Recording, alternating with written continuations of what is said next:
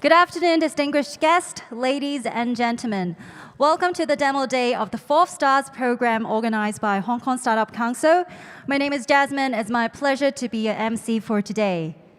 So for such a long while, we finally have a chance to gather around and exchange updates. And we're very happy to see so many familiar faces from the startup community. And thank you so much for joining us today as we celebrate the accomplishments of 11 startups. And I'd also like to say hello to those who are watching live in front of your computers or mobiles. This is our first time to host a hybrid demo day, so we hope you all enjoy it. So I know that the 11 startups have gone through a fruitful and invaluable 9-month journey in the program. So before we start, let's watch a highlight video to revisit the adventure of our stars. So please enjoy. Is unique because it is a zero equity program with a powerful crossover between the industrialist angels and the startup founders.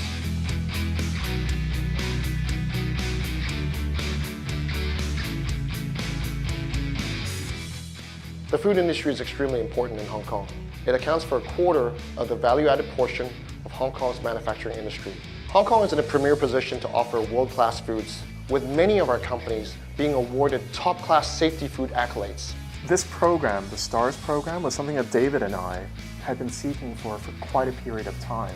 We wanted an accelerator program that could connect us with industry, with opportunities.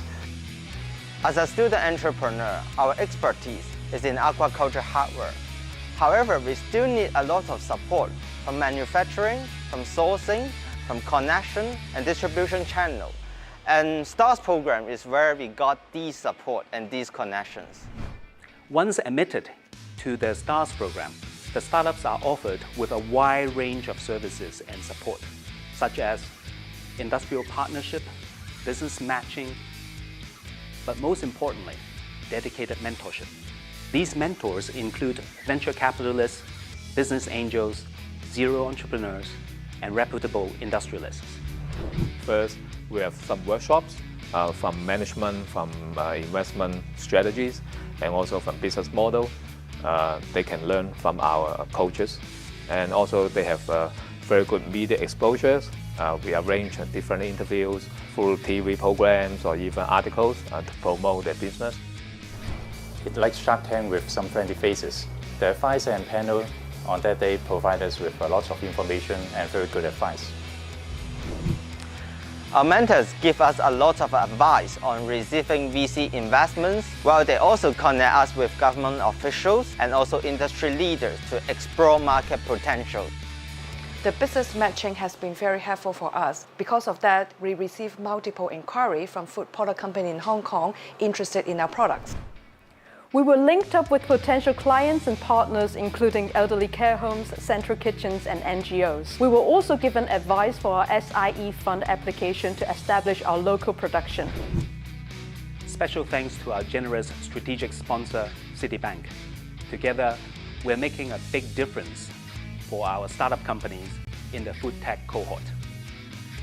City Hong Kong is delighted to sponsor the STARS program, a very exciting project by the Federation of Hong Kong Industry to support and nurture innovative startups for the food technology industry in Hong Kong. Citi is one of the leading foreign banks in Hong Kong and has been established here for almost 120 years. As a corporate citizen, we recognize our responsibility and commitment to creating a positive impact in the communities we serve and to supporting our stakeholders to meet challenges and embrace their greatest opportunities. We believe ESG is a business imperative, so we are committed to driving positive social and environmental impact by supporting entrepreneurship with a social cause, such as the STARS program.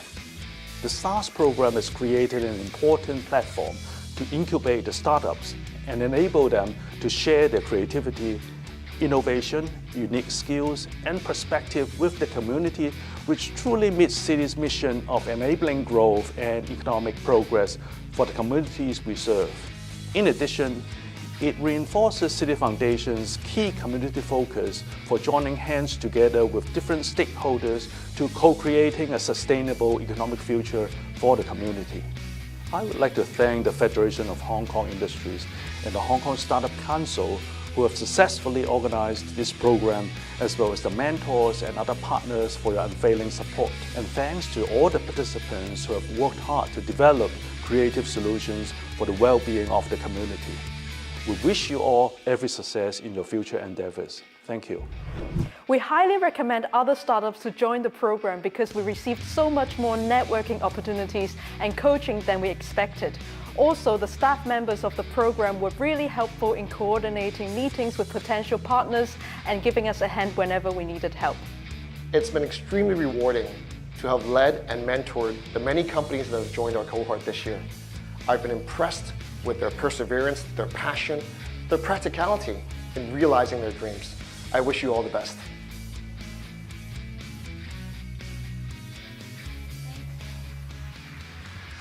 Thank you for the fabulous video. So from the video we watched, we grabbed some ideas what the STARS program is and how it helps a startup accelerate. So ladies and gentlemen, without further ado, may I invite Mr. Paul Ju, Vice Chairman of Hong Kong Startup Council and lead of the 4th STARS program.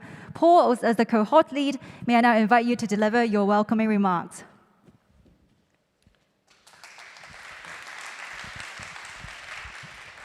Thank you, Jasmine. It's my honor to welcome all of you to the 4th STARS program hosted by the Startup Council of the Hong Kong Federated Industries. Well, we feel very fortunate that we're able to meet you here physically today. We've been trying to hold this event for a while, but due to the recent events with the pandemic, we've had to delay it, and I'm really glad that finally it seems to be under control, so we're all here today. Most of all, again, I'd like to thank Citibank for your sponsorship. If it wasn't for you, we would actually not be here today, and this program would not have taken off at all. The STARS program is extremely unique in the innovation and technology space, as you saw in the video earlier. We do not take stakeholdings in our startup companies. We're doing this all for free for them, to help them grow. We also offer a wide range of support services. We match them with potential manufacturing facilities if they need. We also match them with investors, with mentors, and with strategic partners to help them grow. And this is just all part of our program to help them. So why did we select food as the 4th cohort theme? Well, I think it's a natural theme for Hong Kong, being the heaven for foodies. Hong Kong is 美食之都, so it makes sense that we would work in food. But there's another very practical reason, and that's because the F&B industry, or the food industry in Hong Kong, makes up a quarter of the manufacturing portion of Hong Kong's total output. And we felt that Hong Kong is in a premier position to offer food of world-class quality and excellence to the world. And in fact, many of Hong Kong's food manufacturers have been awarded world-class accolades for their food manufacturing standards. And finally, riding on the Made in Hong Kong prestige, we have an ever-growing portfolio of food tech companies in Hong Kong, which we will see here today. And we feel that there is a great potential for these food startups to unleash further economic potential here in Hong Kong. Now, I just want to cover very quickly, and I think you've seen them in the back here, but they cover several sustainability principles, including cultivated meat supplies, food waste up recycling, food texture modification for senior citizens, nutrient-dense agri-food. You'll see high-protein algae. We also have smart technology for oyster farmers, which is very important for oyster sauce. And also nanobubble-based sterilization, which is very relevant in today's COVID world. So how have they benefited from the 4th STARS program? Well, we've helped them with direct market insights. We helped these startups figure out whether their idea was viable.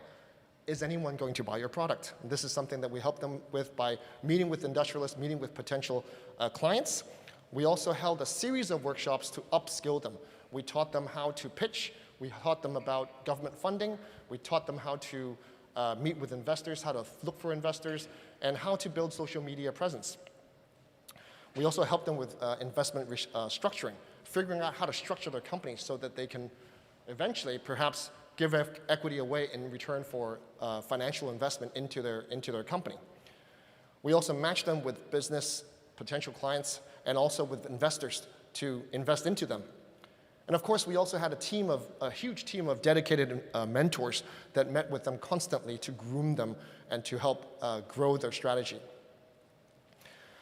So I feel extremely pleased and privileged to have led this cohort. They are an amazing group of people. I'm sure you will agree after you see their presentation. And I really have full confidence that they will be game changers in the Hong Kong food industry. And finally, we could not have made this happen again.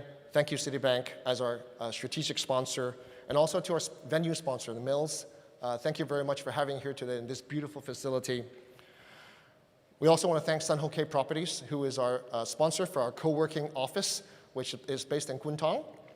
And of course, all the mentors who have helped our startups today, including Chief Mentor Mingles. Thank you very much for your dedication and time that you've taken out to help them. And of course, all the experts who have held the upskilling workshops, including Dr. Royce Yun, who gave a workshop on branding and marketing, FHKI Intellectual Property Center, and QMark Council, who helped with the quality workshop. Also, Mr. Andy Wong, Managing Director and Head of Emerging Corporates from Citibank, and also Mr. Kelvin Ho from Financial Advisory Services from Deloitte. Thank you for holding a workshop on financial management and fundraising. Also, thank you to the Hong Kong Productivity Council and Agriculture, Fisheries, and Conservation Department for your workshop on industry and sector funding arranged by Anthony. Thank you very much for that. It was very helpful. And Mr. Johnny Chan from, for helping to do a workshop on teaching them how to pitch. And finally, Jason, for leading us as part of Startup Council, and all the organizing committee members and the FHKI Secretariat who worked tirelessly to make today happen. Thank you so much for all your time. And without further ado, I'd like to pass the floor back to you, Jasmine, and we can start the program. Thank you. Thank you. Thank you, Paul, and please be seated. That's very true. The STARS program won't be this successful without support from our strategic sponsor, Citi Hong Kong. So now may I invite Mr. Anson Kwok, Head of Commercial Bank, Citi Hong Kong, to deliver his speech. Mr. Kwok, please. Hey, good afternoon, ladies and gentlemen, STARS program participants, and all the supporters of the program. It gives me great pleasure to be here to join the program finale, the demo day. Congratulations to all the STAR-grade startups. We are delighted that each and every innovative food tech solution in the program has ventured into impactful business models, and more importantly, has the potential to revolutionize the industry. Demo Day provides a meaningful and exclusive opportunity for the cohorts to pitch promising new technology, gain access to partnerships and funding, and expand the customer base. We hope the startups find the experience nurturing and are encouraged to continue their commitment to developing sustainable business models and achieving greater social and environmental success. Citi believes ESG is a business imperative, so we are committed to driving positive social and environmental impact by supporting entrepreneurship with a social cause, such as the STARS program. The program has created a very important platform enabling the unique offerings and innovative food tech solutions developed by the startups to flourish and connecting them with prospective networks. By standing firm in our commitment to enabling growth and economic progress in the communities we serve, we hope to facilitate a successful and sustainable future for all. I'd like to take this opportunity to thank the Federation of Hong Kong Industries and the Hong Kong Startup Council who successfully achieved organizing this program, as well as the mentors and all the supporters and partners for your unfailing support. And thank you also to the participants who have worked very hard to develop creative solutions for the well-being of the community, and we wish you all every success in the future. Thank you. Thank you, Mr. Kwok, and please remain on stage for the group photo session. So it must be an amazing journey witnessing the fast-growing journey of our stars. So to commemorate this special moment, may I invite Mr. Kwok to take group photos with the following guest. May I now invite Dr. Daniel Ip, Chairman of the Federation of Hong Kong Industries. Mr. Jason Chiu, Chairman of Hong Kong Startup Council. Mr. Paul Zhu, Vice Chairman of Hong Kong Startup Council and lead of the 4 STARS Programme. Mr. Bingos Choi, Principal Mentor of the 4th STARS Programme. Mr. Anthony Lam, Organizing Committee Members of the 4th STARS Programme and Deputy Chairman of the Federation of Hong Kong Industries. So gentlemen, let's take a group photo together and a big smile to the center.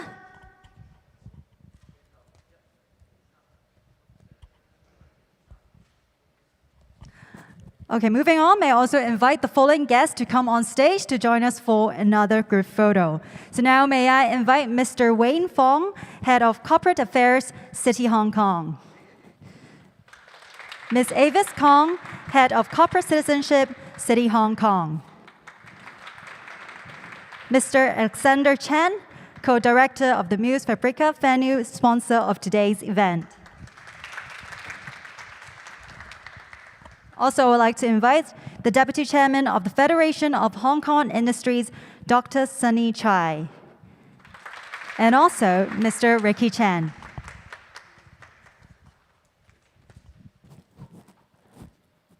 So, ladies and gentlemen, we've also prepared some props for you. So, for this group photo, please hold the props.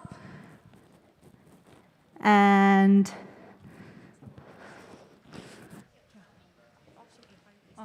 also, we'd like to invite Elizabeth Fong to come on stage to join us for the group photo.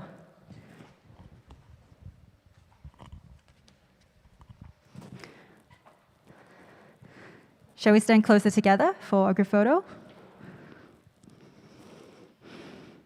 Okay, big smile to the center.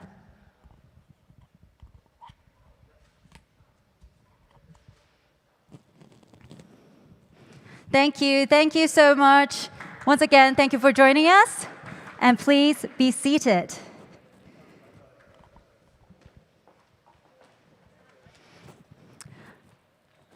Thank you for all your prestigious presence today. I would like to invite every one of you here to look at the camera on stage, and to commemorate that special moment, let's take another big group photo together. So our staff has also prepared some props for you to take the photo together.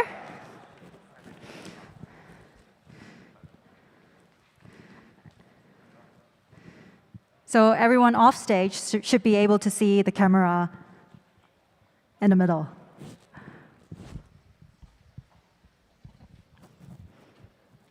Okay, guys, are you ready? So let's look at the camera in the center, and another big smile. Shall we take one with our thumbs up? Cool, okay. All right, 1, 2, 3.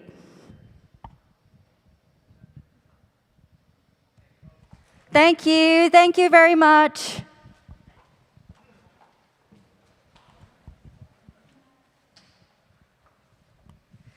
So after more than half a year, it's time for our startups to show you how they have grown and evolved. In a minute, our startups will be coming on stage one by one to pitch, and each of our audience here should have received 10 stickers on hand.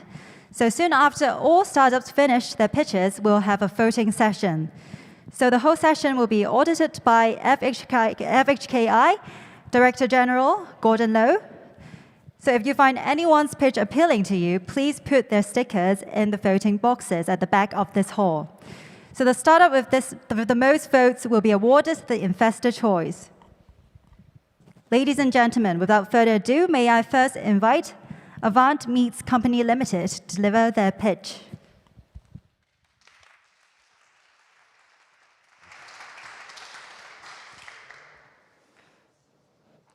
Good afternoon, ladies and gentlemen.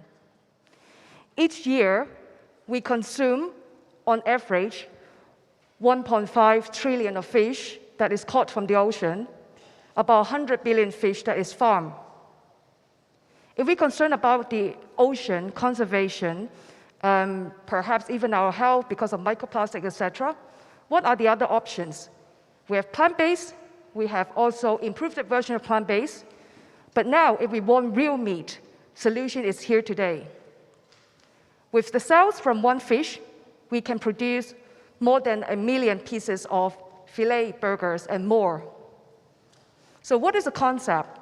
So think about animal as a middleman between the natural resources and our meat.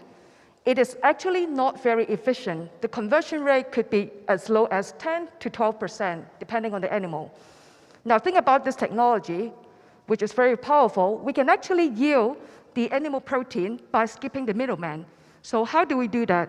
We feed the nutrient directly to the cells, grow them in an environment that they can continue to grow, and actually in a much shorter time, about 2 months' time, we can yield meat. So day 0, the fish cell is like this. About a month, it will be like this. So we collect them, and then we can make our food product. So it looks a little bit like scientific, right? But then think about it. We've been using this, making yogurt and beer. So what happened here? We have a living population of these organisms that we call cell line here, give them the nutrients, give them the living environment they feel comfortable and happily living, and then we have a product. So in our case, this is simple. We take cells from fish, grow them in bioreactor, and then we get our food. So what we have done, we have presented already multiple products in a pipeline. Fish fillet that is from grouper, also fish maw from yellow croaker. The company was started in 2018. I'm one of the co-founder, Carrie here, and CEO. Dr. Mario Chin, co-founder and CSO. Both of us has respective about 2 decades of experiences in business and scientific research. We also recently joined by Alan as our interim CFO, who is also here with us today. We have a team of about 10 people, although it's rapidly growing to do further R&D and also the sales and marketing. We're also supported by a board of advisors, internationally and multinational. These are the 4 areas we need to focus on to do our product. Cell line, as we know, explained earlier, the food that we feed to the cell, scaffold, and also the bioprocess. Among these 4 areas, 3 of them we actually developed our patent pending solution, and 1 have our own internal IP as a secret recipe. So what happened here is that we developed an end-to-end culture animal protein technology platform. Imagine it is similar to iOS or Windows. In the forefront, with the front end, we can have many different applications, not just fish, but actually pork, chicken, and beef, or non-food products, such as ingredients for skincare use, and many more other applications. We also develop brands so that we can go to market as a branded ingredient, similar to the approach of Gore-Tex and Intel. So under AV, the brand, we can supply our fish meat and fish maw to company to produce the consumer product. We also have shipped out samples of cellulose to ingredient company who are interested in this new category of active ingredient. We have already soft launched to that, and we received very positive feedback from the industry. So the meat market is definitely growing, and culture meat will be taking up a very major share of that. We have the ready to roll out implementation of biopilot scale-up plan. In the past few years, we started end of 2018. We actually have a very clear progress of attraction, completing all of the milestones we set out to do in the respective year 2018 and 2020. We have also achieved 90% of cost reduction by doing our medium serum-free. We also filed multiple provisional patent and PCT. We also raised a round of about $3.1 million from international investors. We're now raising for fund Series A that we are going to go to our pilot production, go to market at the end, also proving the economics and early stage of revenue. In the future, we will spin from a product company into a globally international scale-up licensing partnership business model. These are investors. They are very savvy in the respective field level, with funding partners in the Beyond, etc., CPT from UK, Jeremy Kohler, AKA the godfather of secondaries. And of course, we have very great support from Angel Hub, particle eggs. We also have strategic partners from VHC Vinhang, who is one of the major fish producer in Vietnam. Also Deep Tech Fund based in US. We're also very happy to be on the STAR program. Nice meeting every one of you today. Look forward to have a chat with you afterwards. Thank you. Thank you. Thank you for the fabulous presentation and sharing your great insights. So please be reminded each of you will have 10 stickers. So you can cast your vote by putting the sticker of your supporting startups into the voting box, which is located at the back. So please be reminded about that. So next up, we are expecting the Distinctive Action Limited to share with us. Ladies and gentlemen, let's give them a round of applause.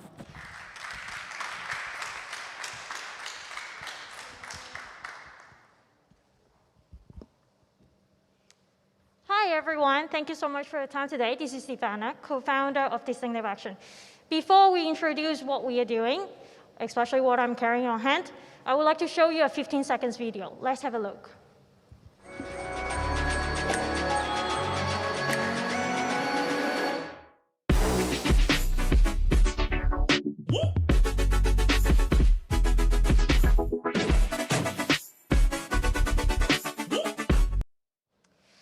Yes, you saw a quick video. Before that, I want to ask if all of you have been watching this documentary, A Plastic Ocean, on Netflix. If not, maybe tonight is the time to do it.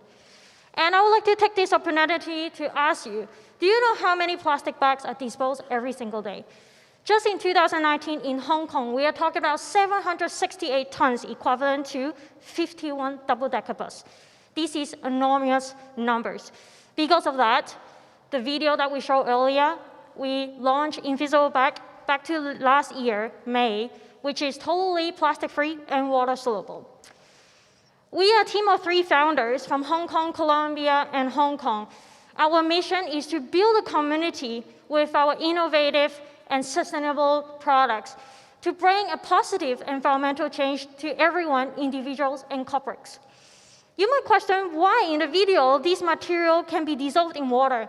Actually, this is made of biodegradable combination with polyvinyl alcohol, with starch, glycerin, and water. This is not a new material, but invented 100 years ago by 2 German scientists. And back to 1950s for commercializing for 60 years in embroidery, laundry products, and capsule clothing. You might have been using for many times. We totally believe that this is a solution because not only water soluble, but also compostable, biodegradable. And every one of us consume a lot of microplastic. This is marine biodegradable, not forming any microplastic, and we use non-toxic ink. We are certified with American standard and European standard for its compostability, and also Japan for its biodegradability. We also do a test in Hong Kong to make sure after it's dissolved, it's non-toxic and is not going to be harmful to the environment. Comparing with the conventional plastic packaging, most of the time, we are going to recycle it, but most of the people will just end it up in the landfill, which stays for decades with its harmful residues. While Invisible Bag today, we give people an option, a choice to compose it, biodegrade it, and also dissolve it. We are also doing a landfill test while we are going to launch the bin liners, totally plastic-free, and it's going to biodegrade in the landfill at least 60% higher and faster than the normal plastic. Compared with the other packaging, PPPE, no doubt, is a harmful or conventional one.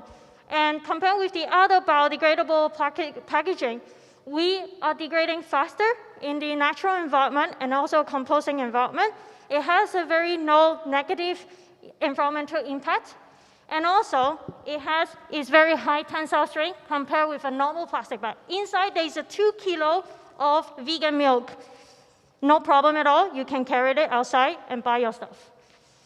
Also, among all the materials compared with the other materials, only us is marine biodegradable. We are making this material accessible for everyone, not only big corporates, but also small and medium-sized companies and individuals, starting from 200 pieces online. We are making a positive impact. Every one of you, an industry leader, you can make an impact too. Over 700,000 conventional plastic packaging already replaced by Invisible Bag. We have over 200 clients, not only in Hong Kong, but also globally. Every one of them, from the F&B industry to government brands, they are showcasing their power as a community to use and go green with packaging. We can customize it from mailer bag, repo bag, and any others. Also, we customize with the other companies such as Green Common, showcasing their power, offering a unique customer experience with an educational environmental meaning behind the invisible bag. As said, plastic crisis is not a local issue, but a global one. We are already distributing our products to Colombia and also many other countries like UK, Poland, and US. We are very happy that over a year time since we launched this company last year, February, we are already showing in different countries and sharing our vision and mission.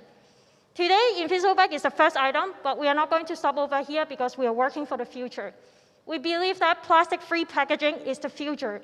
We are developing an innovative and unique food packaging, eliminating the need for plastic for good. Today, every one of you who are the industry leaders, you can make the change too. Thank you very much. Every one of you could take the distinctive action. Thank you. Thank you. Thank you, Distinctive Action Limited, for your sharing. So remember, you may cast more than one vote as long as you think the startup is worth voting. So moving on, may I invite the Solution Technology Limited.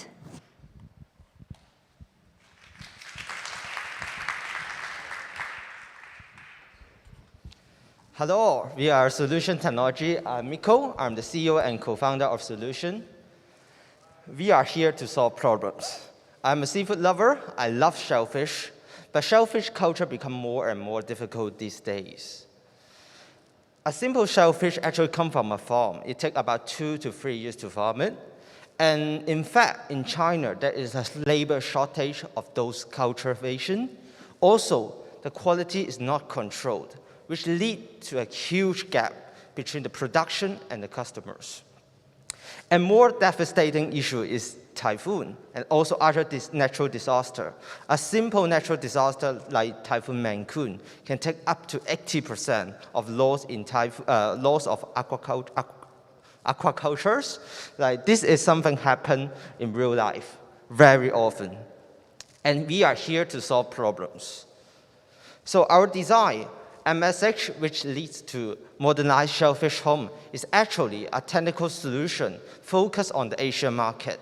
In fact, in the Western world, there are designs that tackle problems.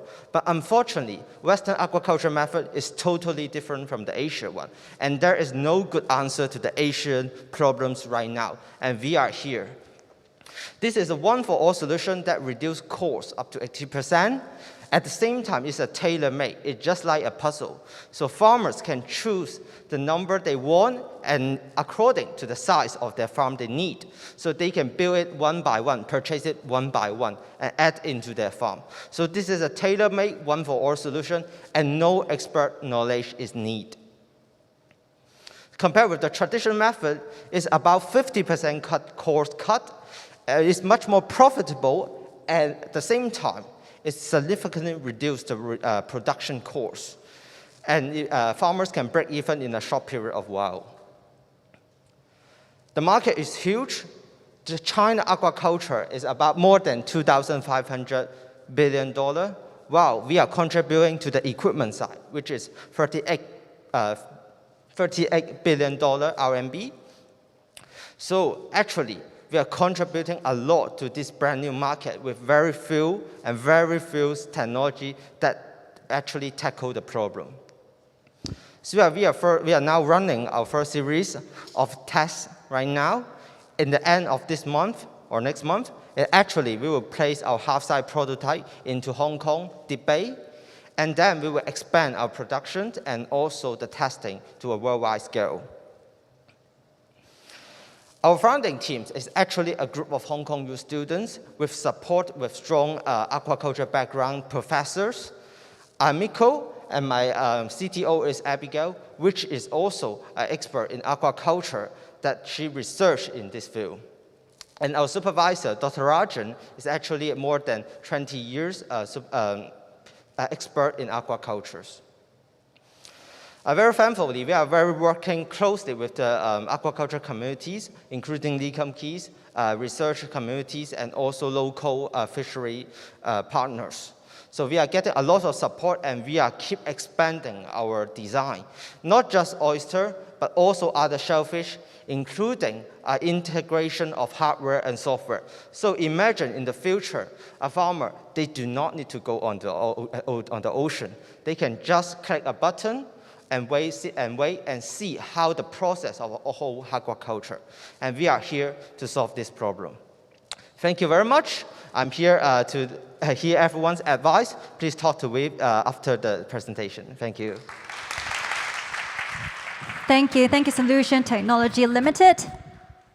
So next up, we have Jab Impact Technology Company Limited. Ladies and gentlemen, let's give a round of applause to them.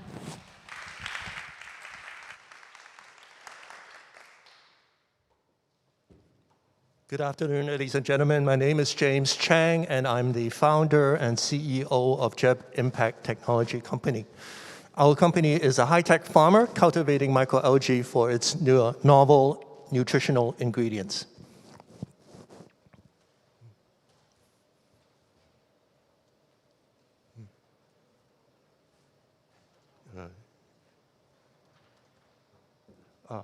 I wanted to share some very good news for everyone today, is that we have been raising funds for our company, and we're very proud and honored to have Dow Foods International join us. This is fresh off the press. It's in March of this year that we have them. Thank you. Jab Impact Technology, what do? We are a biotechnology company that develops the cultivation process for microalgae, and we are focusing on mass-producing plant-based protein, healthy lipids, vitamins, and carotenoids. It's complex. And we look at the game changer. We are trying to be the game changer where we're environmentally friendly. We have the zero effect, zero harmful chemicals, zero meat elements, and zero waste. And we have high yield because of our advanced technology development. We combine high-tech manufacturing with biotech. That's why we have a very high yield in our production process. And microalgae is the longest living plant-based organism on Earth, even before humanity, and therefore we are very natural, and we don't do GMO.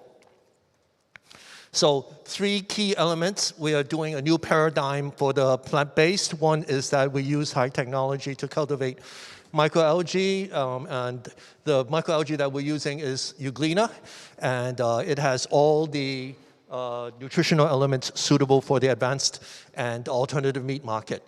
And the products and solutions are the protein, perimylon, lipids, including EPA, DHA for the meat analog industry. Why do we do this? The market is known that the plant-based protein is about $35 billion by 2027. And this is a very significant market for us to tap into. And we wanted to increase the scale. We're ready to increase the scale and get into that market. This is our Hong Kong-based effort. And what do? We married advanced manufacturing process with microalgae technology. We use the latest solid-state lighting technology. We do quick turnaround for the protein testings and increase efficiency to lower the cost. So these are some of the products that we are cultivating. And our business model is we produce the plant-based protein, the microalgae products for the market to gain the market share. The technology that we developed doesn't go to waste. We can license and we can contract them out. What is microalgae good for? We can do it in gel cap or tablets, but there's a lot of, if you put some imagination into it, you can do smoothies, you can do water bento, Korean chicken, and you can do egg noodles. And so our vision is to become the key player in the global plant-based protein market for the alternative meat industry. And the pilot facility will produce high-quality acidic microalgae products and unique positioning in the natural health. We want to be the novel ingredient supplier, global novel ingredient supplier of the world. And our key players are Dr. Alex Huang, who is a specialist, nano specialist with a process technology background. My background is in the semiconductor industry, in the marketing and of innovative product and technology. And Dr. Cosmo Yang is a Hong Kong UST postdoc focusing on microalgae. We also have trusted advisors, including Professor Alam, Professor Ben, and Jean-Michel from France. So this is the end of my presentation. I want to thank you for your attention. Thank you. Thank you for the fabulous presentation. So if you think the pitches of our startup stars are great, please remember to cast your vote, and you may cast more than one vote as long as you think the startups are worth voting. So moving on, let's welcome Hong Kong Street Eats Limited.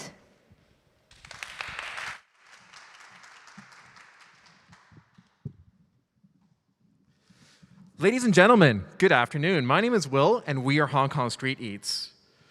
Incorporated in 2017, we are inventors of the world's first frozen gaidanzai, and we built a global market for B2B wholesale, retail, and export of pre-made, portable gaidanzai products can be reheated anytime, anywhere, and taste just as good as fresh. All products are made in Hong Kong at our own licensed facility. For a market outlook, a conservative estimate of the Hong Kong market is about 200 million in receipts.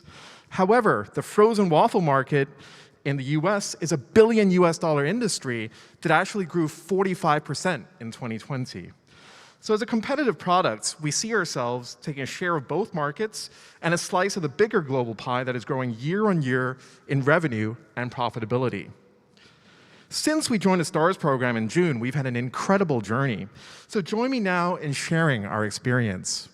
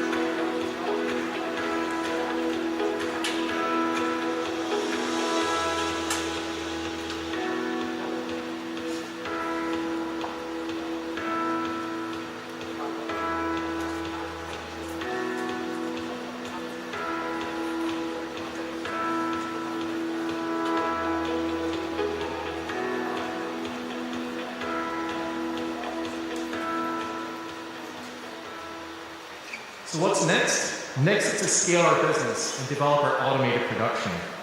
Hong Kong's potential market size is about 50,000 pieces a day. Many of these that are sold through QSR chains, supermarkets such as these, some of them we've already had discussions with. However, the overseas demand is significantly higher. But our current manual production capacity is around 700 pieces per day across 2 shifts, so we have far more demand than supply. So to expand, we are seeking investment to grow our business and production capabilities.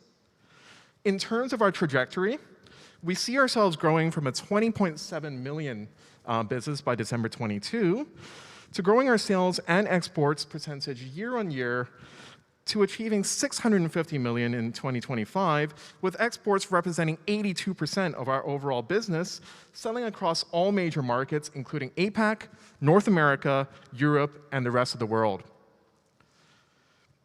Achieving automation and producing over 500,000 pieces a month will also have great gross profit margins of over 70% for B2B sales, as well as 79% for our retail pack. Selling all over the world, we started with Australia. And we've also opened discussions with each and every one of these markets with distributors. So growing our business, we will not only expand our production, but we'll also expand to include the following segments, which includes the products, especially developing a high nutrition, functional breakfast staple for kids worldwide, food technology, food trading, using our global brand and platform to boost sales of Hong Kong products, as well as a retail and cafe franchise concept promoting Hong Kong comfort foods worldwide. So for our capital target right now, we aim to raise at least $8 million in seed funding capital. We're already engaging in discussions and hope to find partners that can develop synergy with our rapidly growing business.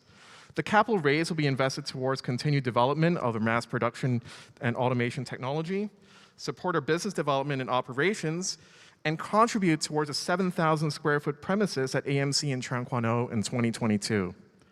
So fulfilling all of this, it's envisaged that we'll be turning an operational profit this year, a partial dividend as early as Q3 2022, we'll target a future IPO, and a potential return that's perhaps more than 5 times the initial capital outlay. These are some of our team members and our incredible mentors that have been a big part of our journey. And with that, I thank you very much, and please contact us if you have any questions. Thank you. Thank you. Thank you, Hong Kong Street Eats. So next, Cool Science Limited will be the next team to pitch. So ladies and gentlemen, let's welcome Cool Science Limited on stage.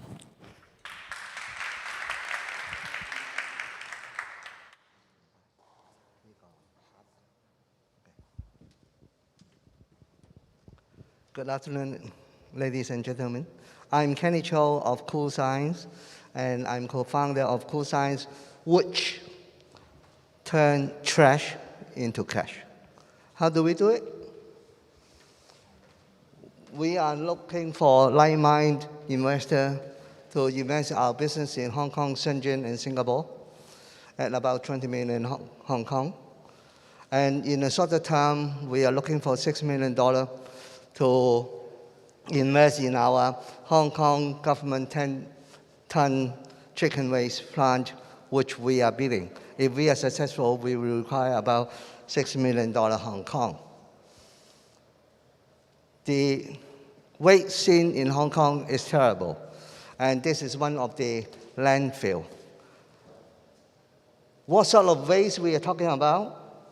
We are dumping over 9,000 tons of municipal waste into landfill, of which there are 33,600 tons of food waste, 35 tons of chicken waste, and 35 tons of pig waste.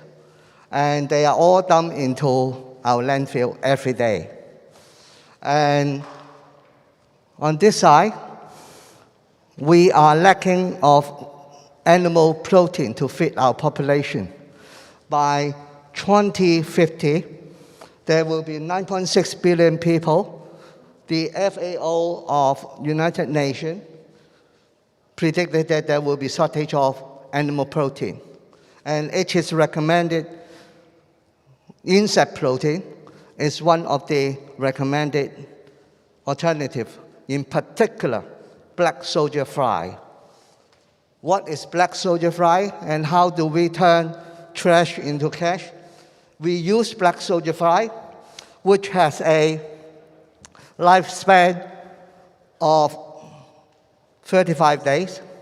We breed them and feed them with organic waste for 16 days. And then it turns into young larvae. And after it turns into young larvae, this is the young larva we are producing. And this can be turned into insect protein of about 65% of protein, which is very high and good for any feed industry, including aquaculture, including all poultry, as well as all livestock. And then we produce it in our fully automated industrial scale system. And this is the model produced by our engineering partner. Underneath is the 3D design of our Hong Kong plant in Hong Kong, which we are building with the Hong Kong government. Now, this scene will show you this is a fully automated system built by our engineering partner in Tianjin, dealing with 100 tons of chicken manure. This is our business model. We provide a turnkey solution to all the polluters by providing them with the machine and the technology, and we turn all their waste into insect protein, and then we buy them back and sell them onto the market. And this is our business model. This is our team, and our founder, myself. Professor Wu is the world-leading professor in China, dealing with BSF, and then our angel investor. There are successful cases like, for example, in 2019, Insect has acquired $125 million in France to produce 20 tons per year. And this concludes my presentation. Thank you very much. Thank you. Thank you, Cool Science Limited, for the wonderful presentation.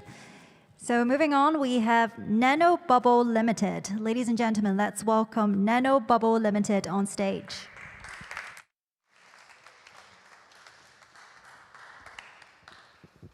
Hello everyone, I'm Vincent, the CEO of Nano Bubble Technology, which is the Nano Bubble Limited. Our slogan is tiny bubbles solve the big problems. We are focusing in the water resources. So maybe introduce our Nano Bubble Limited. We are a startup company which is looking for business matching and also introduce Nano Bubble technology to the public. And we have been already working on the Nano Bubble technology since 2019. We have 4 investors. One of the famous ones should be LBS, which is a famous hygiene solution provider. And the other one should be Timeless Software Limited, which is the first listed company in the Jamboard, which is in the software areas. So let me introduce what is the Nano Bubble technology.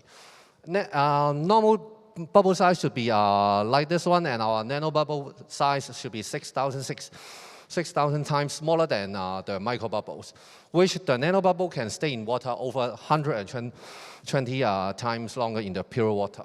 So you can see that in 1 liter we can have 10 billion bubbles there. We got the awards, which is the Invention Hong Kong, and also the Geneva inventions, which is gold and silver medal, and we already got the patent. And yes, what are we going to do is that we now using the nano bubble technology, which is a very big machines, and we squeeze the size into 70% smaller for the domestic use and also commercial use. You can see we use the O2, the oxygens in the air, and plus the energy, and then break it down into single O. And after that, we can combine the oxygen with the O2, O3. That means ozone. And then when the ozone meets the virus and bacteria, they can kill the bacteria and virus. And then after oxidization, remaining is only the oxygen, O2. So we have 3 products now. First one is the NB01, which is domestic and commercial use. The target is for the pesticides removal and also the surface cleaning and sensitization. The function is to kill bacteria and virus, and also to reduce the smell. And then we have undergo the PSTS, which is the public sector trial scheme. We are undergo the COVID-19 testing. Hopefully, it can kill the COVID-19. We can use in the elderly home and also the kindergarten, also the hospital. Together, we fight for the virus. And after that, after the testing, we can compare with the title. Actually, we can kill out the EV71 and also the H1N1. And you can see that for removing the pesticides, we can remove 80% on the vegetables and fruit, which can maintain the food safety. The other one I introduced the NBO2, which is a toilet flushing. All the people who know that we need to cover the toilet for the flushing to prevent the spread of bacteria and virus.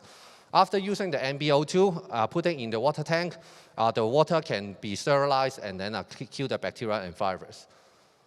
You can see the ozone nanobubble water can use in this way.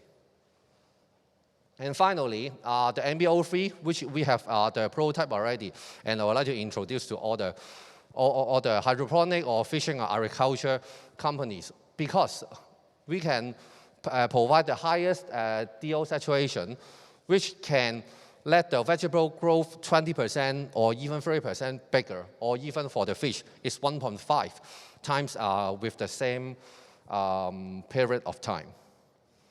So our target market should be the food and beverage for cleaning and sanitization. For farming and fishing, they can use nanobubbles to grow up their products. And finally, the domestic and elderly care unit can use the sanitization and sterilization. Finally, for our business model, we are looking for the B2C and also B2B business. Thanks for your time to listen to the presentation. Thank you very much. So again, a kind reminder for all of you, each of you has 10 stickers, so if you think the pitches are great, remember to cast your vote during voting session. Also, please be kindly reminded that you can cast more than one vote. So more to come, may I invite Dewey Limited. Ladies and gentlemen, let's give them a round of applause. Hello everybody, my name is Henry and I'm an inventor. I'm 33 years old and I've been part of 2 globally successful companies. The first was a picosecond laser company whose technology got sold to the 3rd largest laser manufacturer in the world. And after that gig was over, I helped my friend invent some LED light panels. And you might have seen these light panels in, say, J-Select, Fortress, or even the Apple Store. So now I want to take both of these companies' startup experience, and I want to create a next viral product, which I believe will be a next viral product. And I want to touch the home horticulture and green wall industry by creating a simple and inexpensive green wall system. I want to democratize green walls. And the reason why I want to use the word democratize is I want to make it cheap and accessible for everybody. So let's take, for example, a traditional green wall system. This would cost about $5,000 to install. Most of that cost would go into design fees, the installation fees. Once you touch waterproofing, the installation cost becomes really expensive.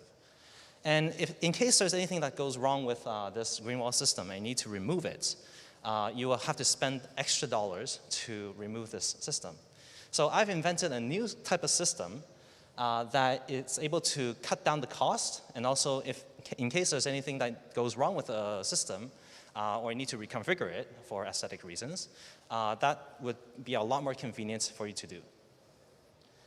And so at the core of this technology that I've invented is a new water distribution system. But effectively, you have these smart hexagons that you would lock together. And in the frame of this smart hexagon would give you the lighting, the electricity, and the frame itself would give you the structure. And effectively, I would be selling you a kit with the control modules and the grow modules, these smart hexagons that you lock together.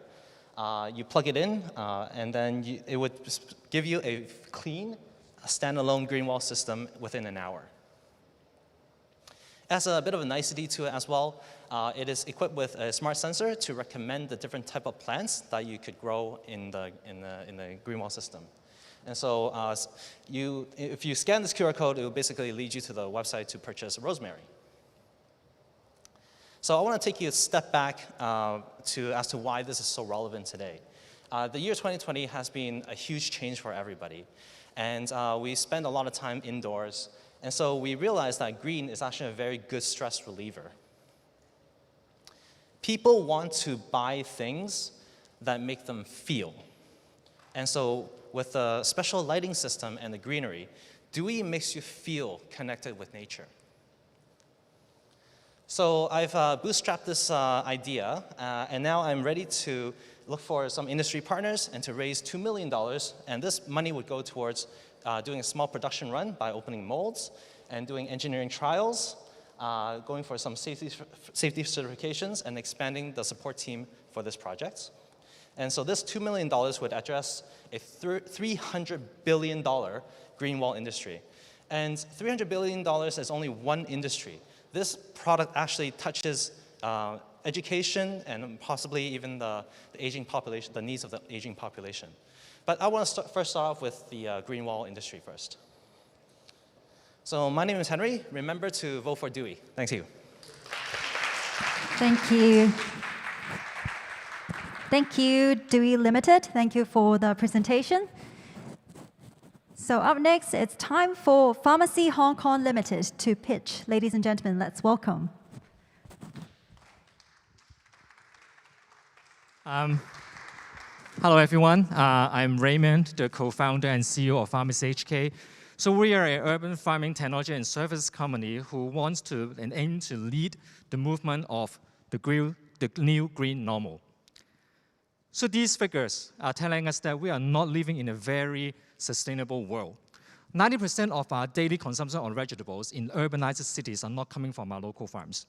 And then we have to transport them from far, far away, create a lot of carbon emission. And at the same time, when they arrive in the supermarkets and the red markets, up to 70% of the nutrition values was gone.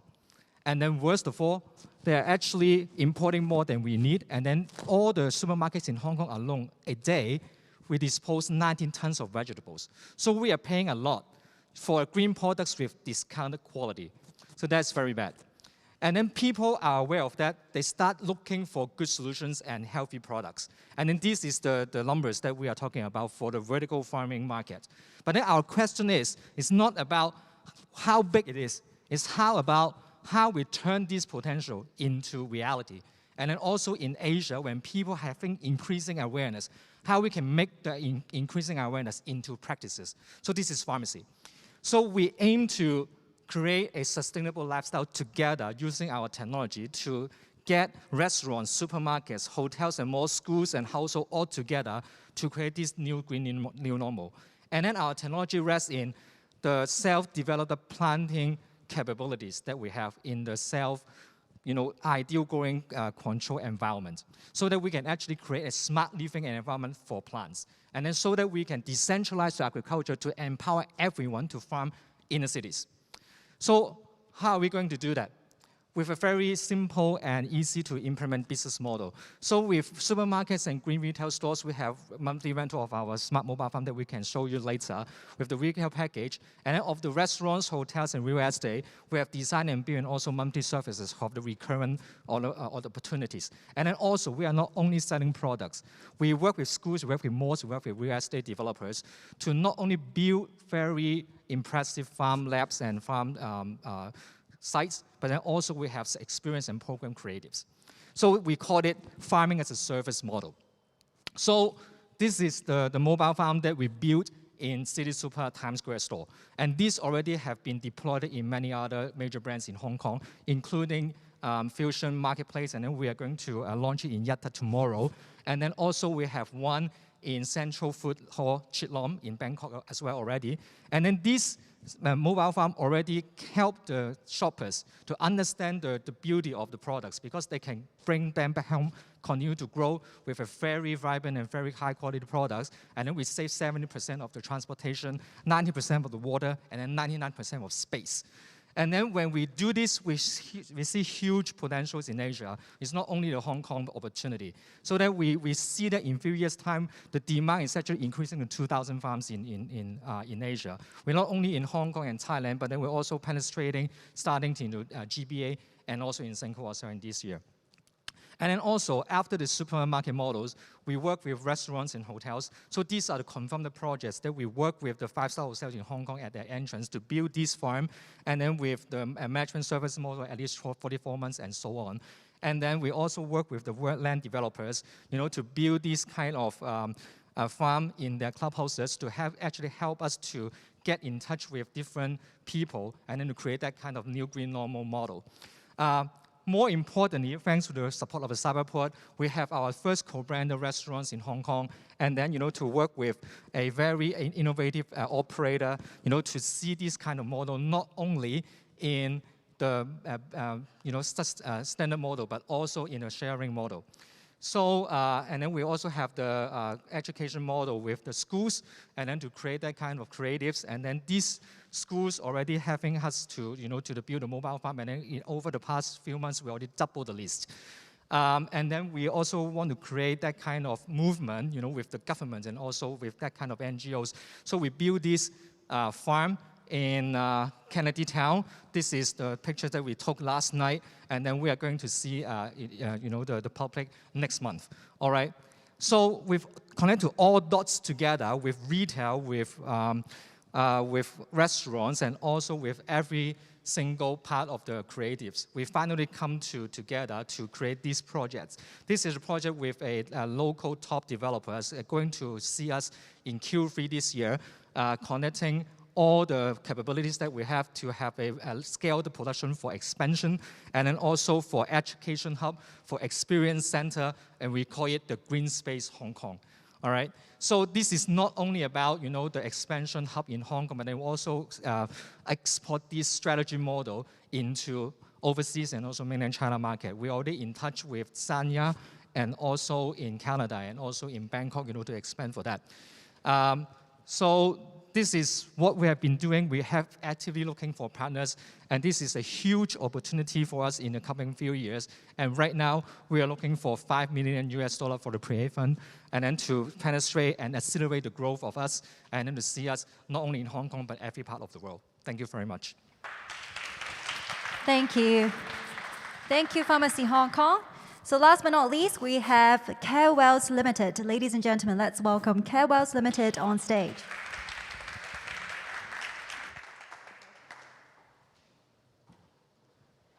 Hello everybody, I'm Dr. Abalona Yu from Senior Delhi. We provide texture-modified food solutions to people with swallowing difficulty. We are seeking for funding, so if you're interested after our talk, please come and approach us for further discussions. The problem that we are addressing is a problem that comes with aging. We live in an aging society. In Hong Kong, the population of people over 65 will double in the next 2 decades, and that will comprise a third of the population. There's a similar trend also in China. And one problem that comes with aging is that people get, around a third of those over 65 will have swallowing difficulty, also known as dysphagia. And currently, there are very few options for people with dysphagia. They are mostly only offered purees or congés, which are rather unappetizing. In Hong Kong, there are imported Japanese products, but they are unaffordable for most people. So for the elderly, the unappetizing food will lead to a loss of appetite and malnutrition. The lack of safe food will increase the risk of choking and aspiration pneumonia. For care homes, they have limited capacity to cater for their needs, and they are cost sensitive. For home carers, they have limited time and budget. So even if they want to provide better care for their elders, they are unable to because of this gap in the market. The government has already recognized this problem. In Hong Kong, the Hong Kong budget of 2020 to 21, the government has announced that they will allocate a recurrent subsidy of 75 million for elderly care homes to provide soft meals for patients with dysphagia. And in China, there's a national standard published in 2018 urging for the urgent address of the needs of those with dysphagia. We can actually learn from the Japanese markets. They are around 10 years ahead of us, and their current market size for dysphagia-related products is 31 billion RMB with an annual growth rate of 12%. In China, 30% of the elderly spending is on food. That includes health food. And if we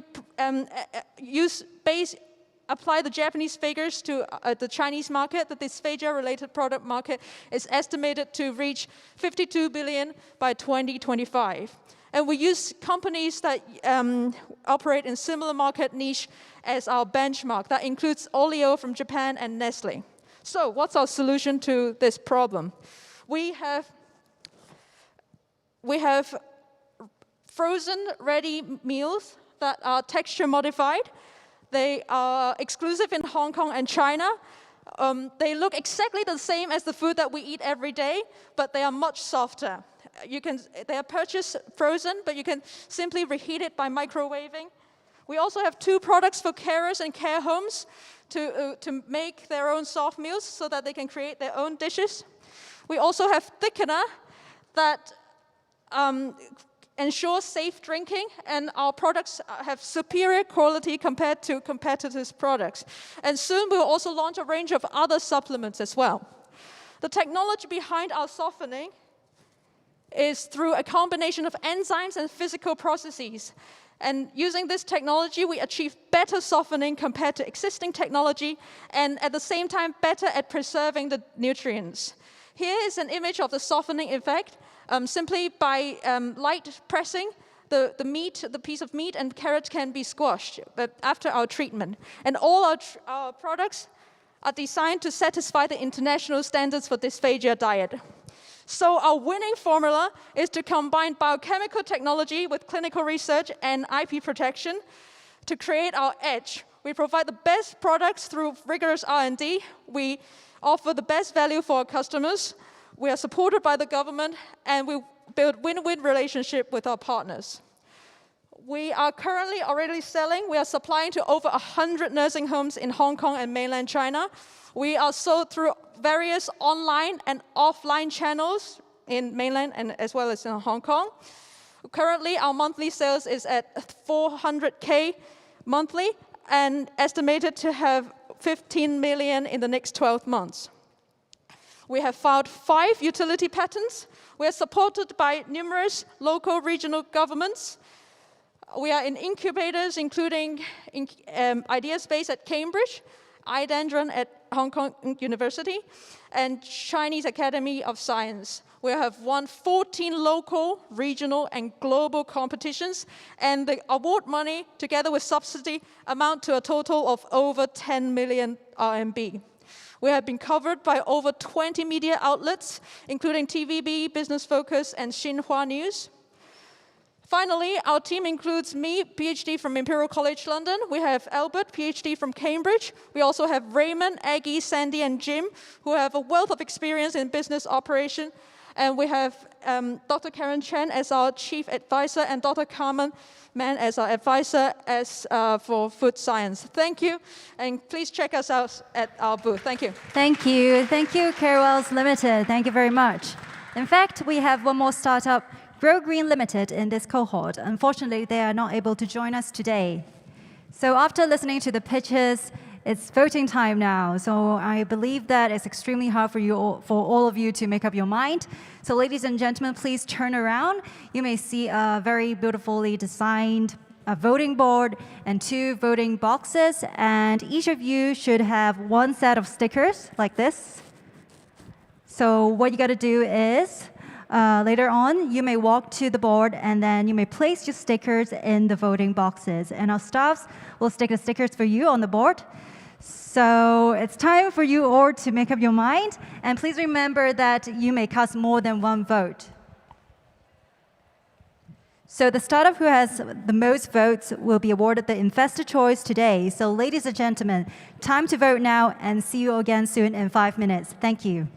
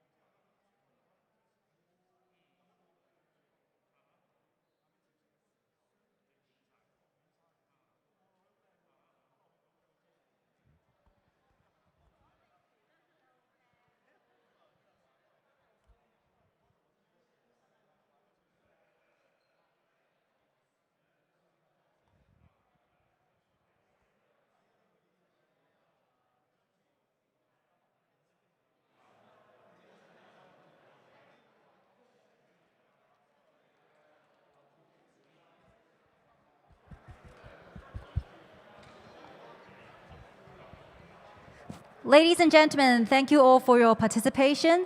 So the voting results will be announced by the end of today's event, and soon we will know the winner of the Investor's Choice. So now we're very happy to have invited one of the alumni from the third STARS program, Ms. Ivy Dare, from Freight Amigo. She has won the Investor's Favorite and also the Greatest Potential Startup. So today she will share with us her journey with the council. So now I will pass the floor to Paul, and I now invite Ivy Dare on stage as well.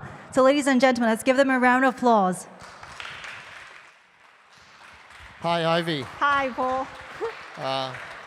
Thank you for taking time to be with us today. So I understand that you've been with us for a while, actually. You were a startup in the third cohort with Startup Council, and that was 2 years ago. And just in case you don't know who Ivy is, Ivy is the founder of a company that is very, very interesting. They're basically, as she describes, the Expedia for door-to-door delivery of cargo products. Yeah. Did I get it right? Yeah, you're right. We are. You can say that we are the global logistic price comparison platforms for the traders. Yeah. So when you joined us in 2019 for this third cohort competition, and of course, we were just, you won 2 major prizes. You were the Investor's Choice, and also you were voted as the company with the most potential. Ever since you joined Startup Council until now, how much of a difference have you seen in your business? Has your business grown since being with us? Of course, actually, FHKI really support our business growth. And for example, one of the benefits that is we can expand our business network to different industry because FHKI introduced us to their members because our application can apply to different industries to enhance the logistic flow and supply chain flow. So that other than that, the media exposure is very important to the startup. FHKI also arranged the media interview for us to introduce our technologies and application to the public so that the individual user also know how to make use of our apps to do the logistics. And of course, last but not the least, they also offers an ongoing mentorship program for us. Our mentor is Brian. We still Brian, yes. Yeah. I think he's here. He's right there. That's your mentor right there. We still keep in touch, and he always welcome to chat with us and also share the entrepreneurial experience and industrial insight to us. So after we won these programs, we have a great business growth, and also we're starting from a small team, and right now this year we expand our office and move into a 5,000 feet office in Kowloon right now. Wow, okay. And this year we would like to double up our development teams and the support teams in Hong Kong. I see. Yeah. And is it fair to say that now a lot of your clients are actually members within FHKI? Is that true? Yes, I can share that the word of the mouth is very important to the startup. Yeah. I see. And how much has how much do you feel that the social media content creation that the Startup Council did for you during when you were running for the contest, how much did that actually help to get the word out about your brand? Actually, there is a social media channel from Startup Council, and they have their Facebook, and also they are providing a Startup Council Center for us to present our banners and brochure to the members. It's a good platform to us to increase our brand awareness.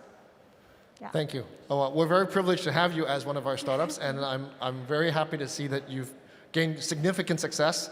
And you found the right mentor. Brian is an excellent advisor, and I'm sure you'll go from strength to strength. So thank you very much for being with us today and sharing your experience. I thank you, FHKI.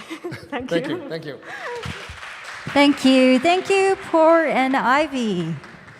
So as you walk around, I'm sure that many of you will be very fascinated by the cozy atrium today, and we are very grateful to have the Muse Fabrica as our venue sponsor. The synergy created is one of the most important elements of the startup ecosystem. Taking this opportunity, we'd like to specially introduce 2 food-related startup winners from the Mills Fabrica's Textile for Social Good competition to you. They'll be coming on stage for presentation. So ladies and gentlemen, let's give a warm welcome to Grand Blue Aquatech and also Exxon. Ladies and gentlemen, let's give them a round of applause.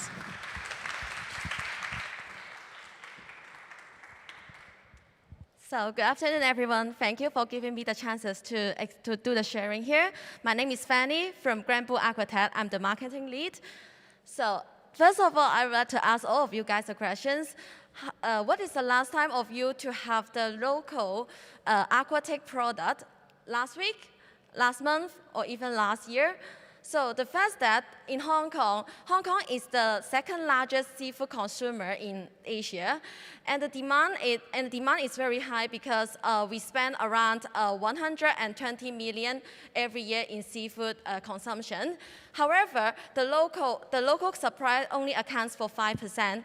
That means the fisheries products still have a very high potential because of the high demand in Hong Kong. So there are 4 problems facing by the traditional fishery industry. The first one is the outdoor fishery industry will be highly affected by the extreme weather. Like last year, they lost around 20 million because of the bad weather of the production. And also, due to the overfishing, the depletion of the fishery resources become more and more serious. And thirdly, the pollution from the aquaculture excretion is become more and more serious these years. And also, and lastly, the traditional fishery industry becoming aging industry because most of the fishermen are above 60 years old.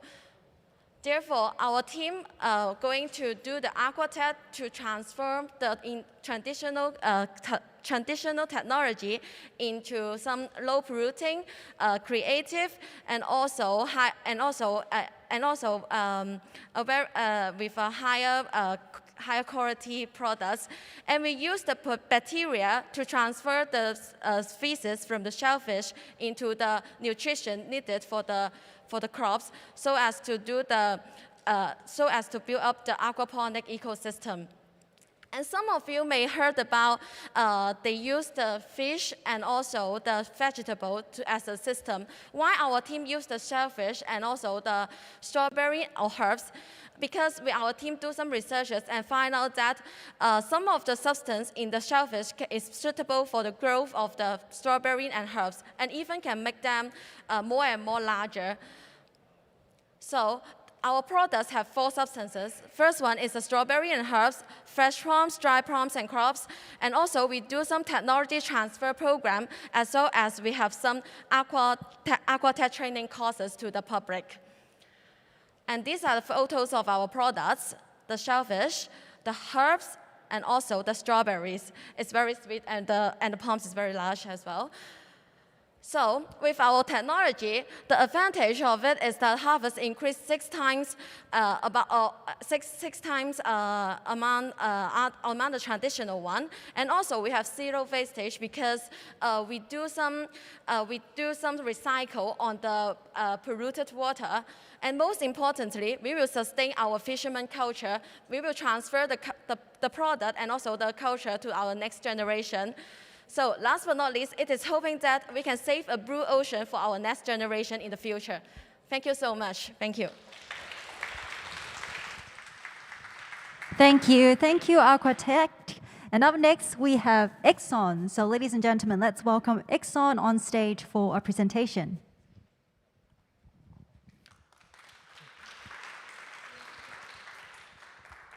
Hey everyone, I'm Elton. I'm the co-founder and chief project manager of Exxon. We are specialists in food preservation at room temperature.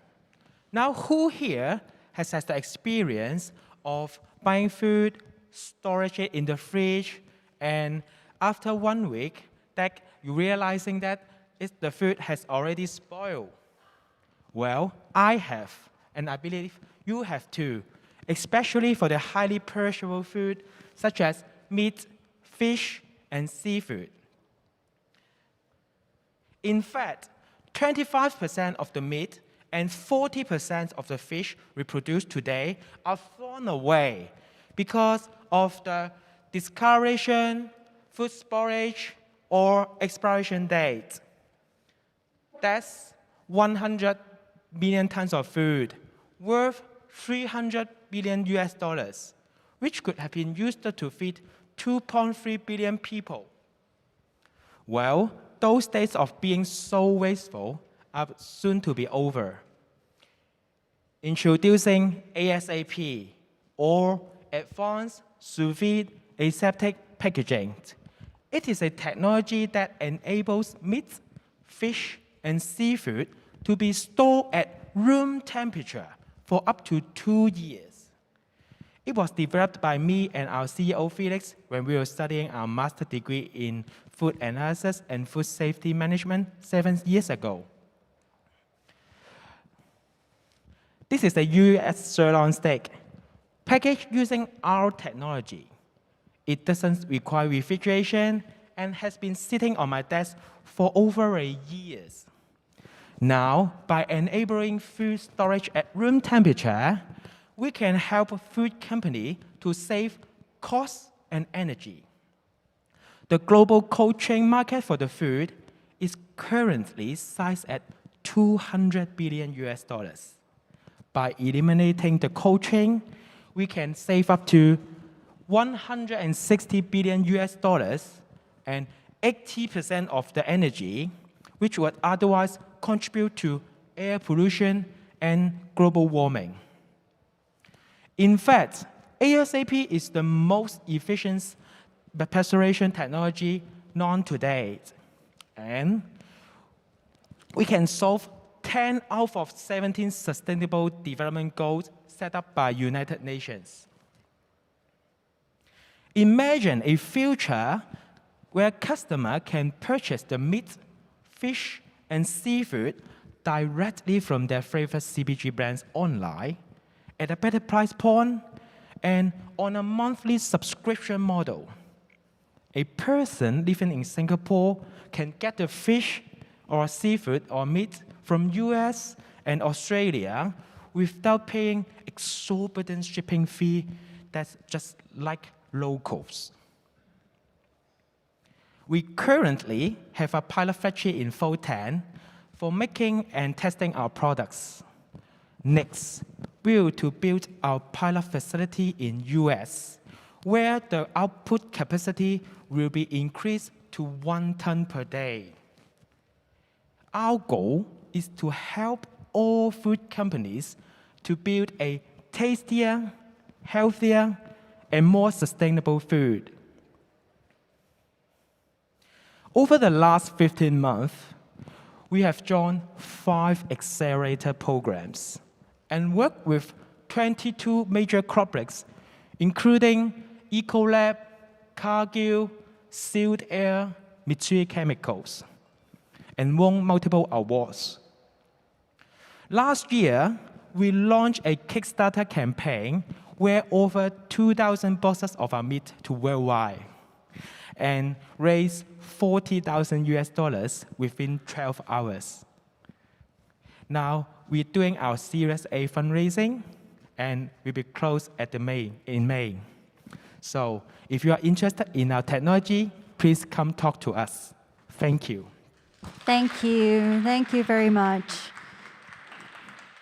So just now we listened to pitches from 10 STARS, and their innovative solutions cover a wide range of areas from alternative meat supplies, food waste, upcycling, food texture modification, plastic-free packaging, nutrient-dense agri-food, to aquaculture hardware. So apart from these exceptional pitches delivered by the startups today, we're also very grateful that we have the chance to listen to the views from investors' perspectives. So today, we are very pleased to have the following heavyweights to speak on the topic of investment trends of food technologies. So ladies and gentlemen, please welcome them on stage.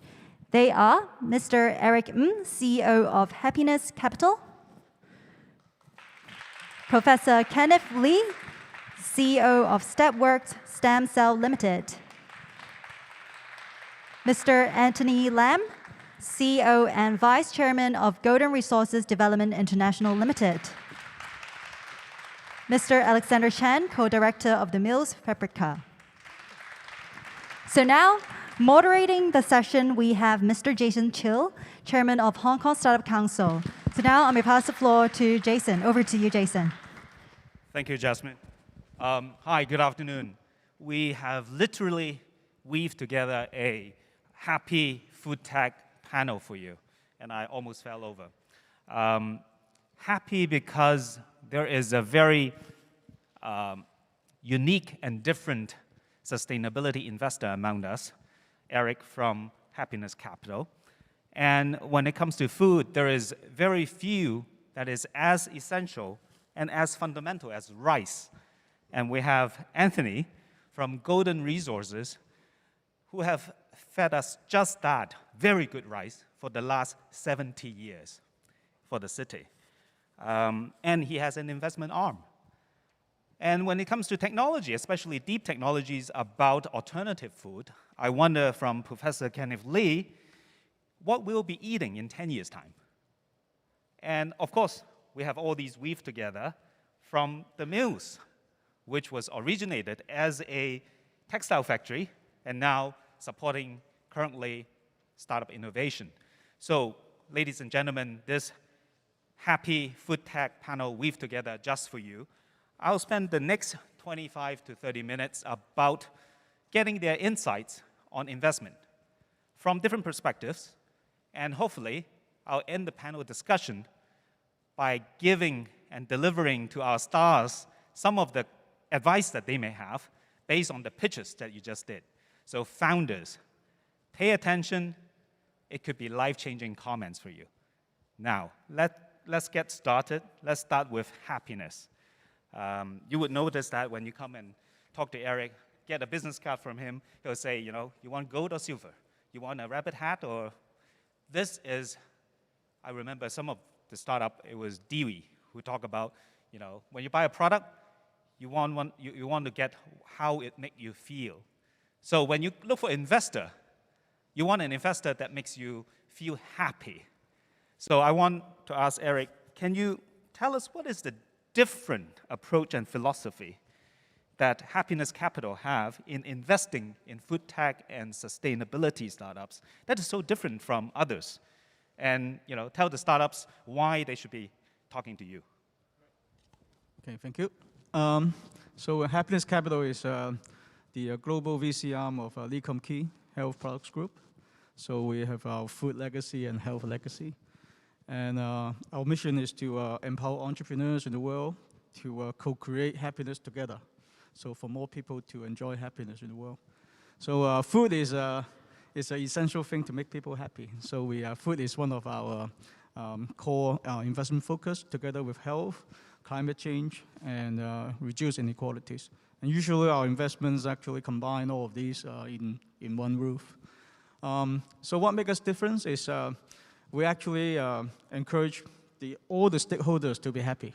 So our investors, the investee, or the supply chain, the consumers, so everyone must be happy. So we actually put more money to drive the mission.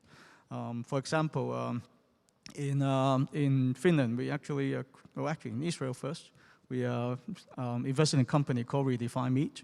And we have been a big fan of plant-based protein. We invested in more than 10 plant-based protein company. And this company can actually give you texture steak, a plant-based steak, so you can fly on flames, and you can smell when you cook, and you eat. You can actually choose your own marbling on the steak as well. So this kind of food can bring happiness to people. So that's Redefined Meat. I also heard that recently you have invested in sustainability startup called Solar. Yeah, Solar Foods.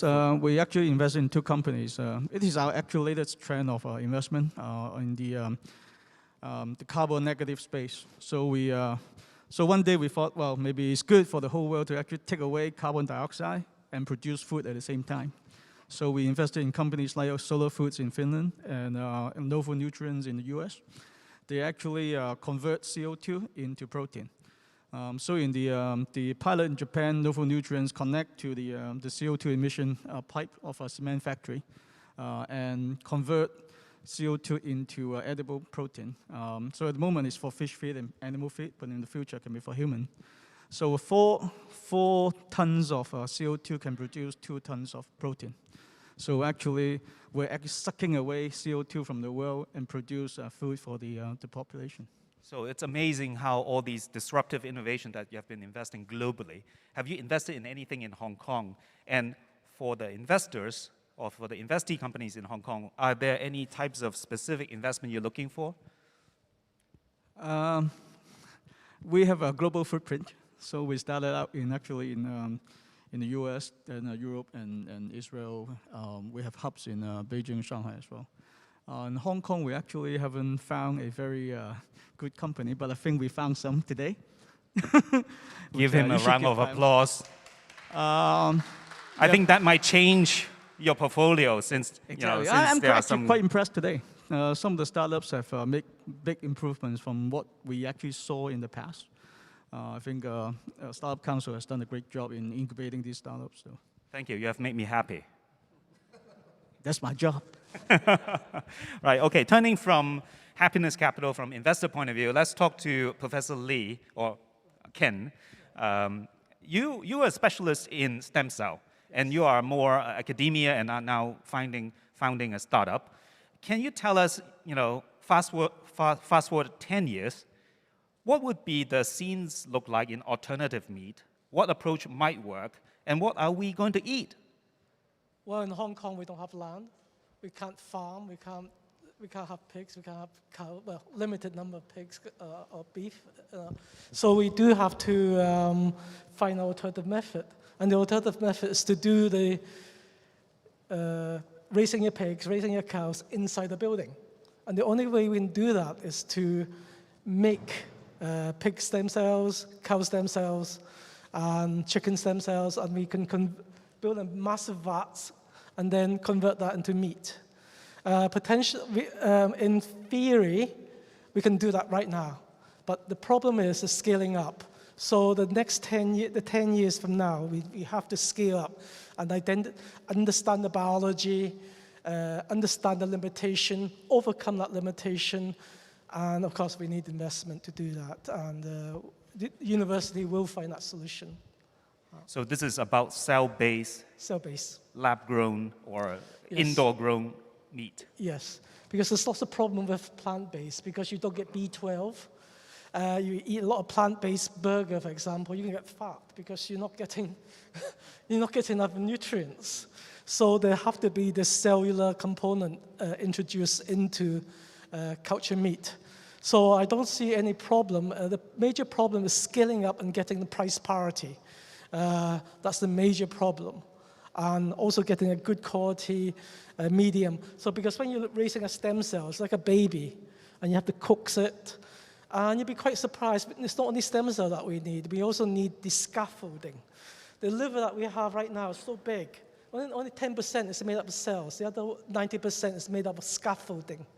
So you have to merge that, hybrid that with, for example, plant scaffolds. So I could see a hybrid sort of meat that's being produced. So interesting. In the next 10 years, 20 years, it will be a hybrid approach to cell-based I think less than 10 years. Less than 10 years. Less than 10 years, Right. yes. And it looks like that one of our cohort companies, Avan Meat, is on the right track. Yes, definitely. Thank you. So Anthony obviously has been introduced just now, and I want you to talk more about your footprint beyond Hong Kong. Obviously, you have been feeding us rice, which is very good, thank you. And what are you doing beyond rice? And are you investing in startup? I heard that there is an investment called GR Ventures. And what is the model? And how would our startups be able to work with you globally? Right, I have to talk about Golden Resources first. We are 75 years old industry, like we are focusing on rice to start up with. But being traditional in business doesn't mean traditional in mindset. A 75 years old company have to survive until now. We must have continuous innovation and adopt and adapt. Okay, throughout the years, we have worked on many startups at the time. That's including, I think we're very used to the plastic bags putting the rice in Hong Kong. But as a matter of fact, not a lot of rice in the world are put in plastic bags. And also not a lot of rice in plastic bags that have handles.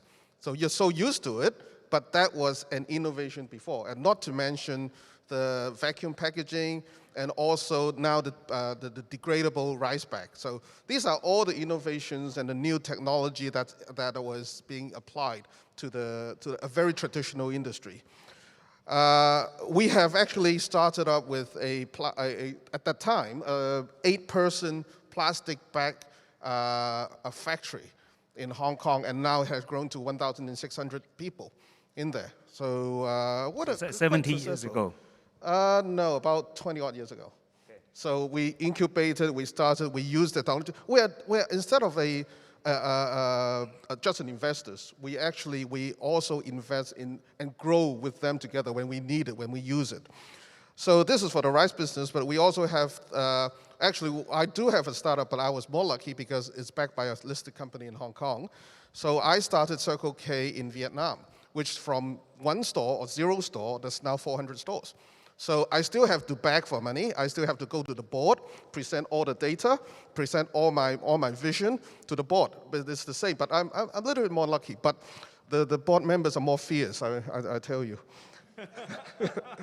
Right, but you can see a lot of actually technology that we use even in retail. So the retail, for example, the AI ordering system, we have a new startup actually doing the AI ordering system for us. It's not that the robotic you can imagine in a convenience store that you probably imagine, but at the back end, like the ECRM, the customer recognition system, the AI logistic routing, the automatic warehouses, they are all from startups, like different stages of startups, and they're very important. Hong Kong startups? Sorry? Are these Hong Kong startups? International. So 2 are from Hong Kong. So these are all the things that I think that are potential for the startup. So I think you've got a great way to go. So in terms of footprint, you've mentioned Vietnam, especially with the Circle K business. Any other particular markets should the startup be interested when they approach you, they can think about? Yes, we have, like our venture in Vietnam, for example, we've now got 400 stores, and we're close to opening 10 stores per month. Okay, so very soon we'll have 500 stores. So we usually use our network to go with the startup, so they can use our network to be a testing ground for the technology, how to do the enhancement, and then we can actually incubate them. One of our new investment in there is a logistic company. Last mile logistic company, which is actually a Hong Kong company. Seek, right? Seek, yes. It's on the news, so it's nothing, nothing secret. So they're working with us now in Vietnam and expanding the coverage in Vietnam, because we're already in 7 cities. And I think this is a part of what we can bring the Hong Kong startup into like Southeast Asia as well. Thank you. Anthony is also our Deputy Chairman for the Federation of Hong Kong Industries. Alex, co-director of The Mills. The Mills being originally a textile factory, now refurbished. Thank you for hosting us today, this beautiful venue. Could you tell us more about the Mills Fabrica program? We have seen the 2 wonderful startup and disruptive technologies just shown us. What do you do to help them as investee companies? Do you invest cash and do you support them in other areas? Please. So I think most people would know the Mills as the retail mall that you all see below. But in addition to retail, Mills Fabrica is the innovation arm. And specifically, the mission is to accelerate innovations for sustainability. We focus on 2 industries. We started initially in the textiles and fashion space, but we're now also looking at the agriculture and food space. And the reason is that these 2 industries are very similar in supply chain structure, but also very similar challenges in sustainability. So we look for companies across the value chain. It can be new materials or ingredients, it can be agriculture supply chain innovations, or it can be on the retail side. But all these companies are united in the same mission to address sustainability in some way. Some of the ways that we support is that a lot of companies that we invest in are material or ingredient innovators. So it can be like lab-grown collagen, lab-grown fiber or materials, for example. What they need typically, it's 2 things. They need help in terms of scaling the technology up. Second thing is they need help in terms of pilot or commercial opportunities, like working with brands, thinking about their marketing and branding. So through our own expertise, through a network of partners, we support a lot of them to think about how to expand. And specifically, part of our mission also is that when we think about Hong Kong's innovation system, part of it is growing Hong Kong startups. And in our portfolio, we do have some Hong Kong startups that we try to help bring them overseas.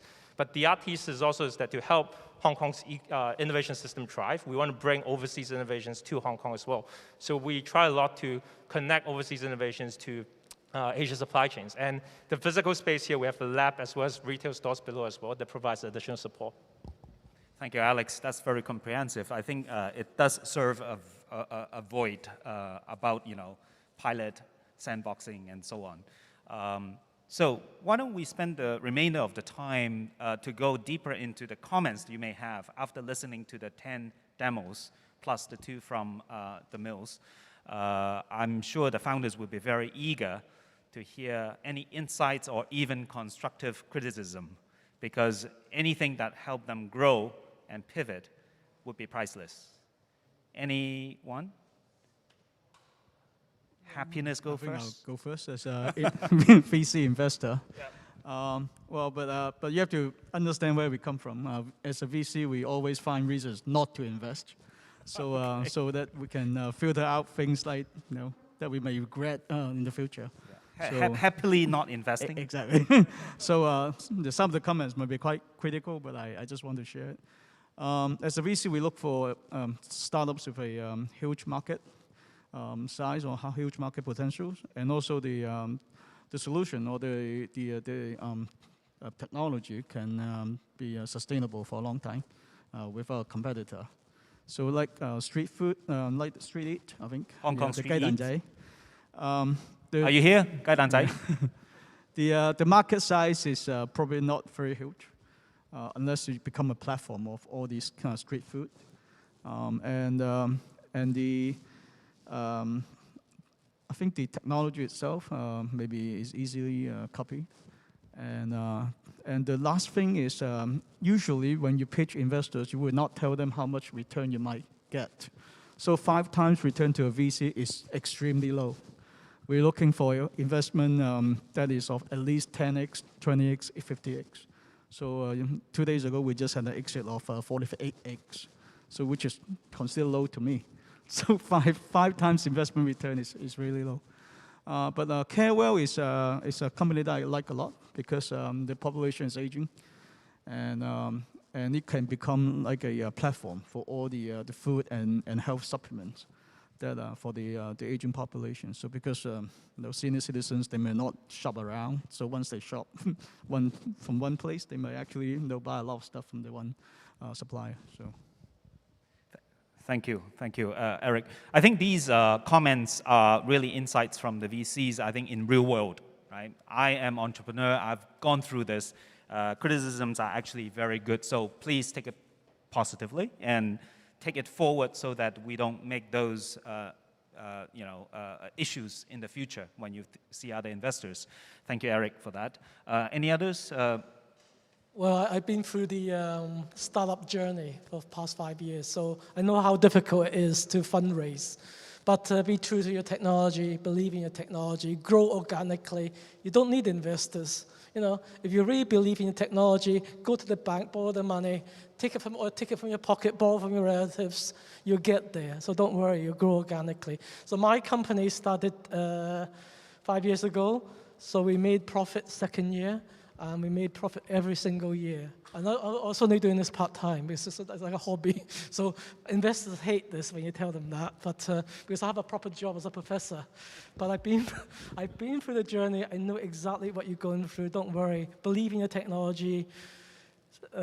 It's a struggle. Grow organically. You'll get there at the end. Okay? Thank you for your encouragement. I'll come back to Professor if we have time, but for the time being. So one of the things that I think the startup has to look at is to choose your investors as well.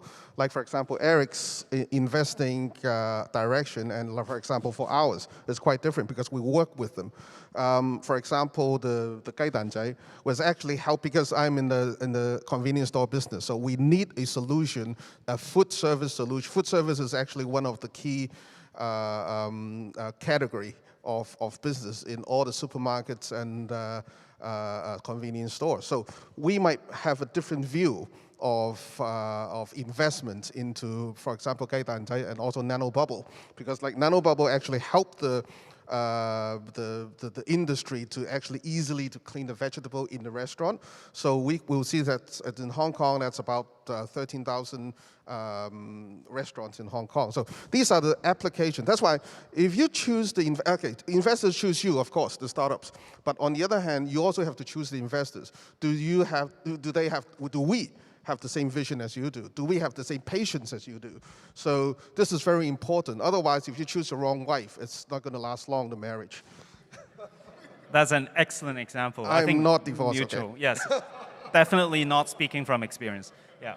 So mutual fit. And I remember a conversation with Anthony about, you have to ask yourself whether you're a food company or a food tech company. And also that has to do with the number of X on the return as well. Nothing wrong with a food company, actually. Alex, any? Yeah, so I would say a few things, right? One is that as investors, we tend to like things that are platform technology. So think of some of the startups today, very good in pitching, like Even Meats, showing that it's not just cell-based meats. It also can be used for collagen or other industries. Same for, again, like healthy foods, like, again, can be used for across a variety of applications. Investors like that wide applicability. The other thing that we also like a lot is seeing collaborations or partnerships. So I think Invisible back mentioned, again, your partnership with Green Common. Those things, again, gives indication of traction and recognition by the market.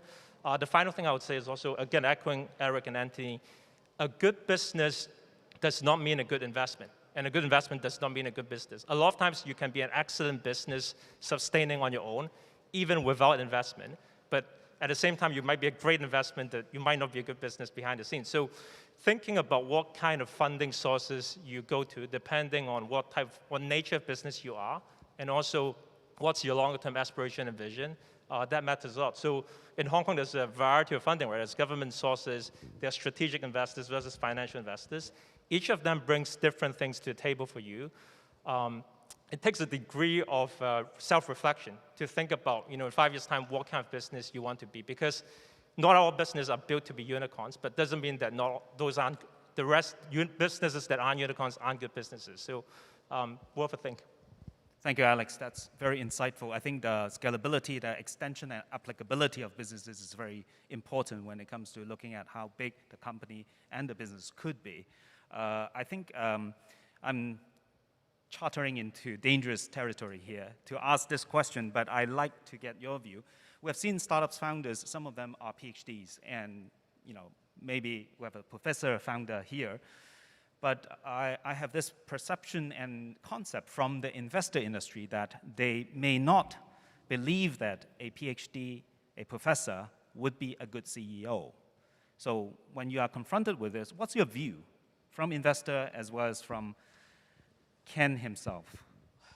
Well, professors are in the ivory tower because we get paid very well, actually. So we don't need to diverse into business. Is that supposed to make us feel better? No, but it really depends on personality. Because when I was young, I was brought up in Scotland. I was like a little boy. I had to work in the fish and chip shop very hard. And and we saw from one shop, we had 14 shops. So we had a franchise of fish and chips. And that been instilled in the business, been instilled in my head. So whenever I do research, etc., it's always that, can I turn this into a business? Can I turn this into a product? I mean, that's the way we should do as a professor, because the public give us a lot of money. So we could spin that into job creations and give back to the public. Thank you for all that big wage that you gave us. We are returning it back to you. That's what we should do. Yeah. Eric? Yeah, I think Kenneth is a very unique breed of professors. Yeah, I heard a lot of good stories from him. But not every professor is so entrepreneurial. And professors are good at solving problems, but they may not be good business builders. So we need the business builder to build up a successful business, though. So a combination of a good business builder with smart inventors like a professor would be a good combination. So we usually would encourage a startup after they get to a certain stage where they need to start commercialization and business building. Then they may need to bring in a new CEO to come in and lead the expansion, though. So there's nothing wrong with the professors, but they have limitations. So everyone has limitation too. So we need to find them partners. So one of our network capabilities is to find the right candidates to partner with them, so that they can actually do their best for the company. Absolutely. I think Eric brought up two very important points. One is it's extremely powerful when the professor is entrepreneurial. And the other is when you have different stages in your businesses, then you need different leadership. And when you scale, after a certain scale and milestone, perhaps you need a professional CEO, been there, done that, and while you as a founder will still function in a different role. So thank you for all the insights. This happy food tech panel weave together. May I have a big hand of applause to our panelists. Jason, I have to say one thing. Please, I absolutely do not agree with you because our chairman, Dr. Daniel Yip, is a great entrepreneur. Thank you. Thank you, Anthony. Yes. And as you speak, I'm going to invite Dr. Yip to come on stage. Yes. Thank you. Thank you.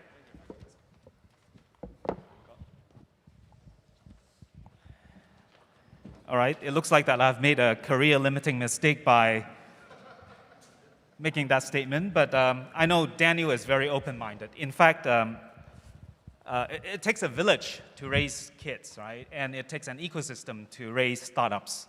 And since 2016, the Hong Kong Startup Council have been building a capacity to support startup, have joined the ecosystem, and done our part in a very powerful proposition with the support of the Federation to do crossovers for industrialists and startup founders. I think to this point, we have run 4 cohorts, over 50 companies in the STARS program, graduating and graduated. We have built a lot of tractions, industrial partnerships, and networks of mentors for them, and we have raised over 30 to 40 million Hong Kong dollars in the process. All of these wouldn't have been possible without the support from the Federation. Yeah. And since we have Dr. Daniel Yip on stage, I would like to take this opportunity to thank him and also to ask him, well, what are the big plans from the Federation to further support startup in the next few years?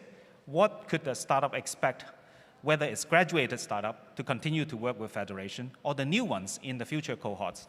Daniel, give us some insight.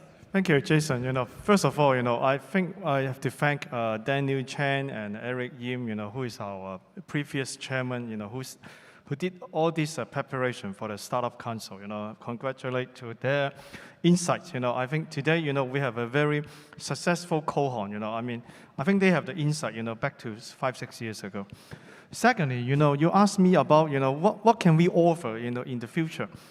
So let's look at Hong Kong right now, So you talk about the ecosystem. This is very interesting, Before Federation, what we can offer, first of all, why we are here, I think we are in Hong Kong, Why we are so special, Because, today, you look at it, we have a Citibank here, we have a different venture capital company here. So we speak English, We have a collection of different people, from different parts of the world, That's why we are so special. Make it even further special is a Federation of Hong Kong Industries. We have 32 groups of industrialist group. So you talk about food, you talk about mechanics, you talk about biotech, we have automation, we have robotics, we have a software engineer. We have almost all the industry, the basic essential industry groups in our Federation, And what is even more interesting, not only me, look at Anthony, he's an entrepreneur. He was educated in Australia. I was educated in the USA. And we are not that old. We are only in the industry for 35, 40 years. We are not that old, But having said that, we have the combination of Western experience, Chinese experience, and we have the Hong Kong experience. This is what we can offer, Further on the Federation, we have a QMark, we have the IP service that we can provide, certain insights into our entrepreneurs. Furthermore, they can connect to our industry groups. Like if you are in different business, connect to us. We give you our very treasurable experience on manufacturing. We might even invest on you guys, I think that is possible. And then, I think we are Hong Kong people, I think we are still very honest, we are trustworthy. I think we are very, very open for discussion, for future opportunities. Third, looking into the future, I think we are in such an ideal place, that we are in the middle of GBA, And I think I don't want to talk too many Chinese policy, but at least 2 points I want to make clear. On the 14th five-year plan, I think Hong Kong, we have a strategic position in Hong Kong as in GBA. We will be the international freight center of GBA. And we will be the international innovation and technology development center for GBA. This is very important, because now we have the combination of financial and technical support, that what we require to be an ideal place for the startup companies, Yeah, well, you can feel the passion and, the vast variety of value that we can develop for startups. I think the last point of the GPA is really critical. And I urge all the startups to continue to engage the Federation moving forward in GBA. And most importantly, in the next quarter, something important that would happen for our next cohort, we are happy to announce that we'll have the next cohort, Cohort 5, on PropTech and ESG.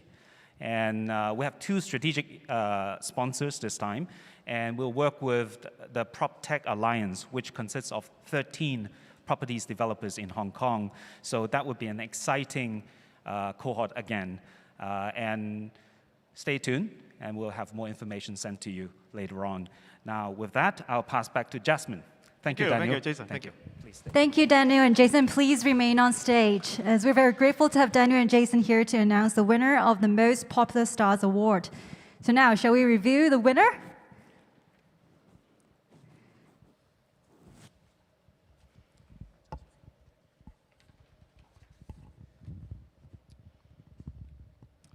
So today, the most popular stars, Pharmacy Hong Kong Limited.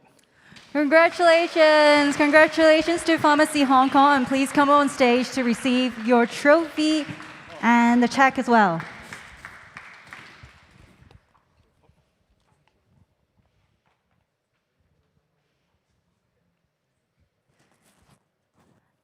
And to commemorate this special moment, let's take a photo together. Let's move to the right. All right, a big smile to the center.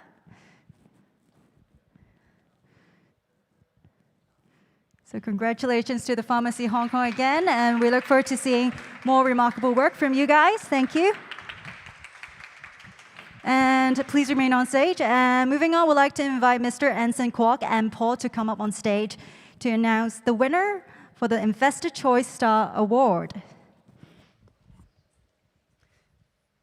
So I'll pass it to Mr. Anson Kwok. Over to you. So please help us announce the winner for the Investor Choice Stars Award.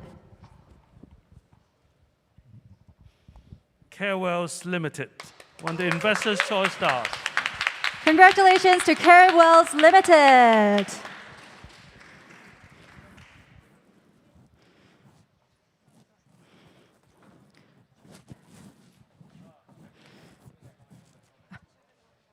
So let's invite Carewells Limited to come up on stage to receive the check and the trophy.